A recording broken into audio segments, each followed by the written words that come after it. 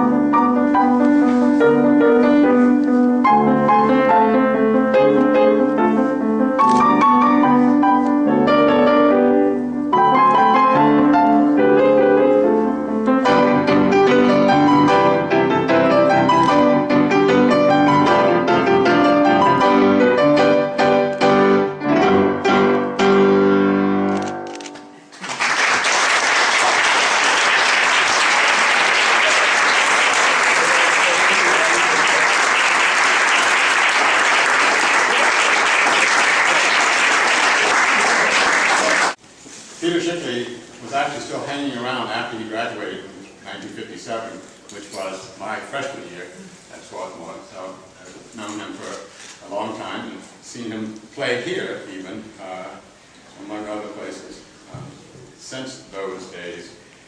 The quest for this wonderful piano is at least 2 years old, maybe older, because those of us who live nearby up in our offices could hear the downward spiral of piano. And so the quest began. And eventually, as we were getting sure that there would be money from the President's office to do this, thanks to our gracious music-loving President, I turned to a woman who tunes pianos here on campus, tunes piano at my house, and said, "We're looking for a piano. Can you get me on the trail of something that we could do here in the parlor?" There's Rose right there, so let me introduce her.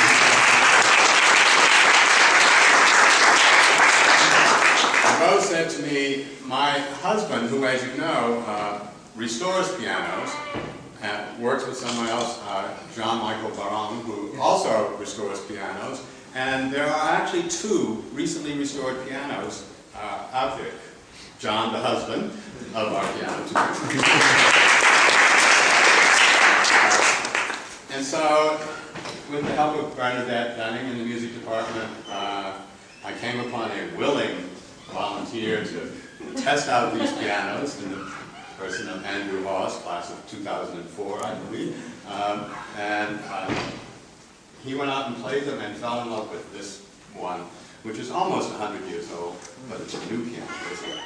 It just sounds so wonderful. In a few weeks it's already been here and people have just sat down, as often happens in this space, to play.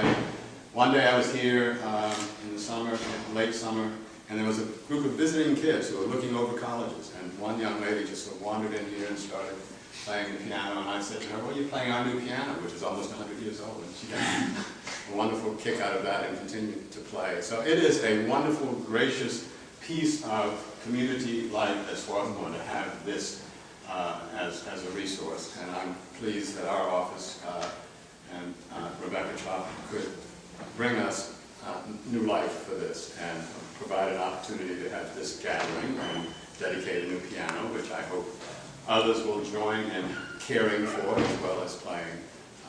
I have a proposition to make to the Student Budget Committee about annually getting it tuned, or at least twice annually, for only $500. And we'll see how we do that, or at $300. 4 times a year.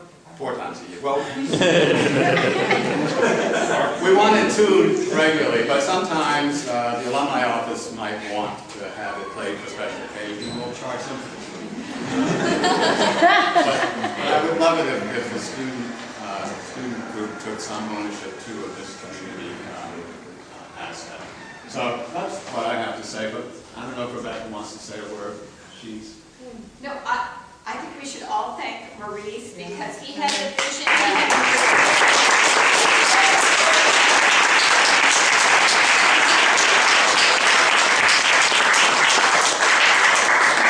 Your pleasure is my pleasure. Thank you. Okay, well, we're going to continue. We have 2 pieces of Friedrich Chopin on the program today. One of the great things about Chopin is that this is music intended for spaces sort of like this, right? For Parisian salons, not for huge concert halls. And so we're going to have 2 quite contrasting pieces today. The first one is one of his greatest hits and one of the great, most beautiful pieces of the 19th century, his Nocturne in D-flat major, opus 27, number 2. That's right. Yeah, played by Maurice Eldridge, class of 2012.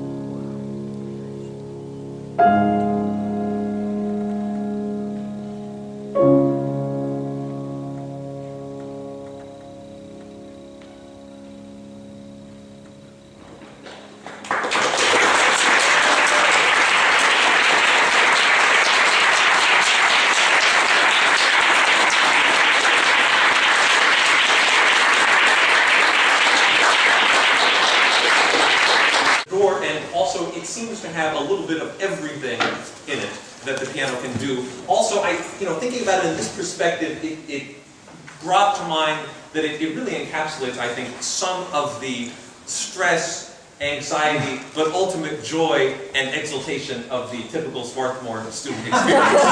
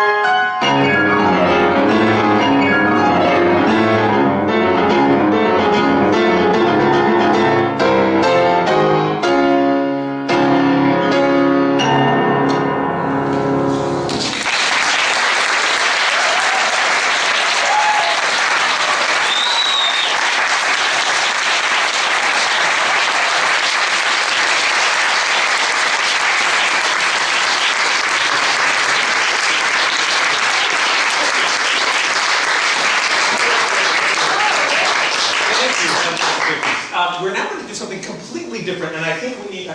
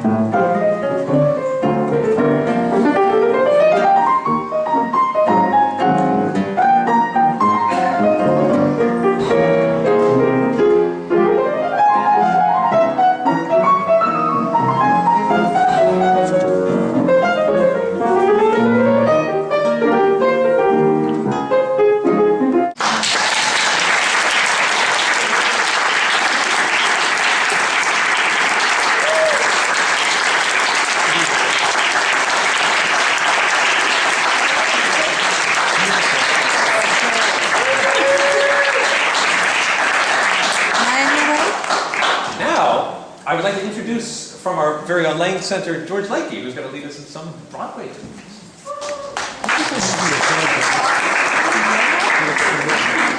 Yeah, well, another way to dedicate a piano is its use as a sing-along instrument. So that requires that you sing along so that the piano is handled and properly dedicated.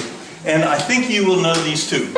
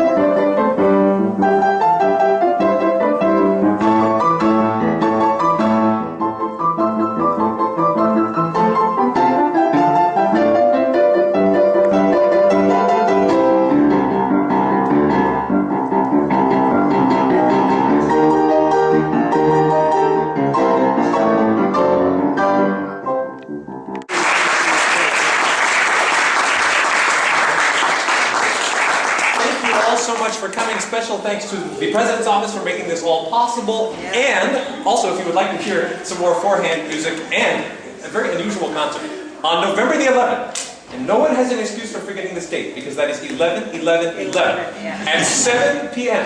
Joyce and I in Lang Concert Hall will be doing, we need Lang because we need two pianos, we're doing pieces for forehand piano and also pieces for two pianos tuned a quarter tone apart. Which means instead of having 12 notes in a chromatic scale, we have 24 notes in a chromatic scale. It'll be pieces by Charles Ives and by many Swarthmore student and alumni composers. So I hope you'll come to that. And thank you very much for coming today. See you later.